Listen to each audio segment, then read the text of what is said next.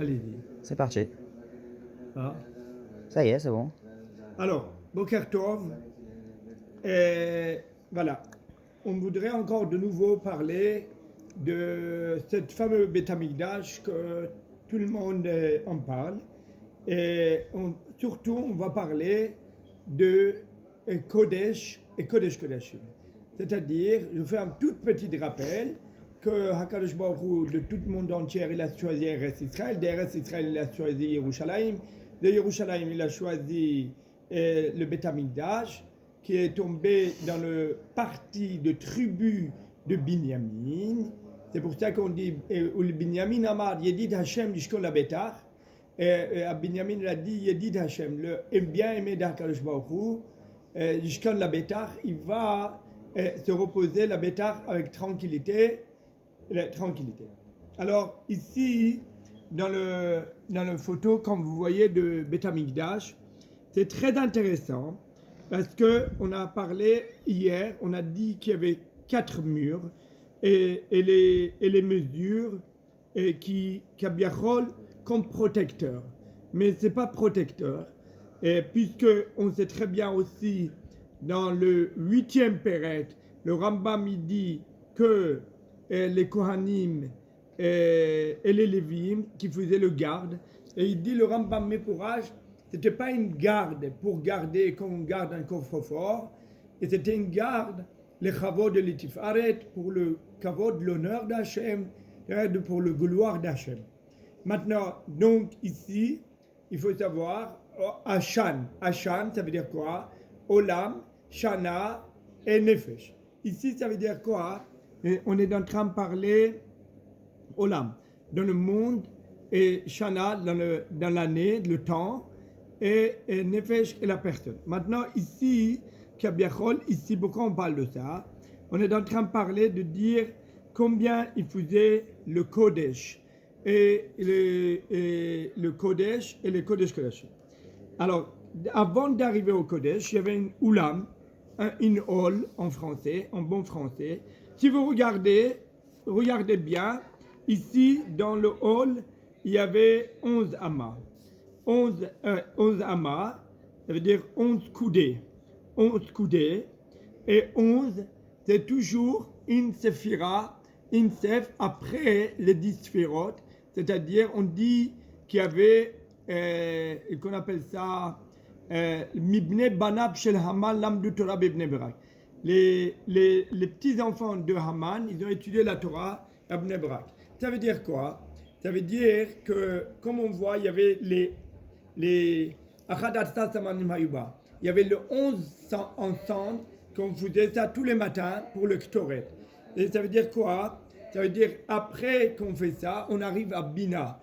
Ça veut dire que on fait, après le 11, ça veut dire même le plus méchant, même le plus pervers, comme Haman, avec ses enfants, ça fait 11. Après ça, on arrive à Bina, de la compréhension. Ça veut dire que c'est quelqu'un qui, c'est vrai, il est méchant, mais il a essayé de toutes ses méchancetés. Et après, il a vu que un tachlit, il n'y a pas de but dans cette méchanceté-là. Et il était à la recherche de quelque chose. Et ils sont venus, ils se sont convertis, ils ont étudié la Torah B'nai Brak. Alors, qu'est-ce qu'il y a à voir avec ici Haman, avec Beth Amikdash? C'est pour ça que je suis en train d'expliquer le chiffre 11. Pourquoi il y avait 11 coudées avant d'arriver à le Kodesh qui faisait 40 amas. 40, on le voit aussi, 40 amas, c'est 40 années, Arbaim Shana Akut Bedor, 40 ans dans le désert, le peuple d'Israël, les 40 jours avant 40 jours, tout cela, c'est quoi? C'est en réalité, c'est pour dire, c'est le Bina. Ça, on arrive à Ben Arbaim, alors on appelle Gever. Pourquoi Gever? Un homme, à 40 ans, on appelle Gever. Ce serait que d'ailleurs de faire un cours là-dessus, mais une autre fois. À 40 ans, Gever, Giveret. Pourquoi Ezeu Gibor, Hakovesh et Zitzo. Qui est-ce qui est l'homme le plus fort? Hakovesh, qui arrive à maîtriser Yisro son Yeserara. Alors maintenant, ici, c'est très intéressant, 40, ça veut dire que après on a fait tout le travail et tout, pardonnez-moi, toute la méchanceté, on a laissé en dehors du Kodesh, du Saint, on arrive à Tachonen la Adam Da'at. Quand quelqu'un il prend Da'at, il prend le conscient. Alors, à ce moment-là, à Tachonen la Adam Da'at, il demande à Akash Baruch Hu, voilà, je suis venu, on arrive à la Kedusha, on arrive à comprendre. Et après ça, le vin, j'avoue que pour l'instant, aujourd'hui, je ne parlerai pas.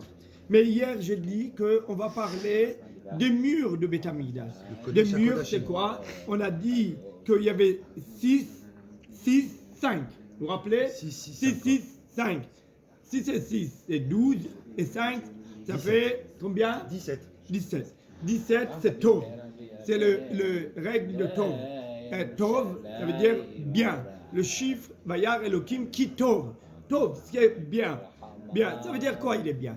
Quand il y a le Misgeret, il y a un muraille, pas un muraille seulement, Misgeret, il y a un entourage, il y a une culture, il y a tout est culturé, c'est bien, c'est rassuré, tout ça. Alors, c'est Tov, c'est bien. Ça nous montre que c'est pas n'importe comment. C'est pas. Et il y a Bémet, comme on a dit, il y a 4 murs pour arriver à ce chiffre-là. Yudke Vavke. Hakadosh Baruch Hu, c'est le noyau du monde. Le noyau du monde. C'est quoi? Il y a les 4 murs Yudke Vavke. Et Hakadosh Baruch Hu, Tov, il est bien. Il est le tachlit, le but du monde, c'est faire du bien. Et alors, mais simplement, nous, on dit pourquoi 5, pourquoi 6, et pourquoi encore 6, pourquoi c'est répété. Et alors, voilà qu'on a une petite explication pour comprendre un petit peu comment ça marche. Et c'est pas n'importe comment, n'importe quoi. Ça veut dire que Hakadosh Baruch Hu, le noyau du monde, la Torah, qu'il l'écarte natati lachem. Une bonne chose que je vous ai donnée, l'écarto, une bonne affaire que je vous ai donnée. C'est la Torah, le limo de la Torah. Et juste à propos de ça, Hakadosh Baruch Hu, il veut que l'homme il soit dans le bien. C'est tout.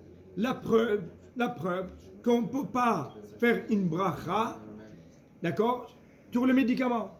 Pourquoi? Même si tu le prends, mais tu ne profites pas. Alors, et pour les Neshama, pour l'élévation de l'âme, qu'est-ce qu'on fait? On doit manger quelque chose, on doit profiter pour faire que ça soit l'Elul Neshama. Tu ne peux pas faire l'Elul Neshama s'il n'y a pas l'élévation de l'âme, si on ne profite pas. Donc, tu vois bien qu'Akadosh Baruch Hu, il a créé tout pour le bien. Et ici, Dafka, dans le Aboda, ça veut dire quoi dans le Aboda?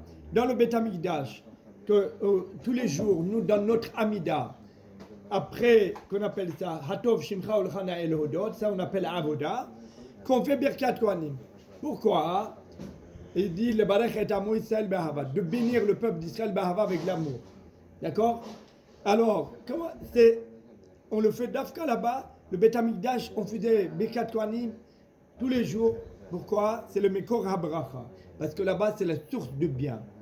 Et c'est pour cela qu'encore, j'insiste là-dessus, que d'Afka, les chiffres qu'on voit, ce n'est pas des chiffres, ça hasard ou quoi. C'est tout, c'est la relation avec la création du monde. Et c'est ça qui a amené des énergies. Et bien, Hashem, je vous ferai un cours là-dessus, qu'est-ce que ça veut dire, pour expliquer les énergies qu'il y avait. Baruch Hashem, je vois que beaucoup de gens qui travaillent dans les énergies renouvelables, Hadak Baruch. Mais ça, c'était depuis longtemps. Et le but, il existait depuis des années, parce que les Birkat Kohanim, on le fait déjà de l'extérieur pour qu'à l'intérieur, les gens qui sont de partout, ils reçoivent des bonnes ondes et qui sont vraiment comme il faut. Je souhaite à Mebalech et Amo Israël Shalom, le peuple d'Israël Shalom, Milachon Shalem Be'ezat Hashem. Il va être Shalem Be'ezat Hashem avec Yerushalayim et Bibinyan Sion. Amen. Amen. Chazak u'baruch.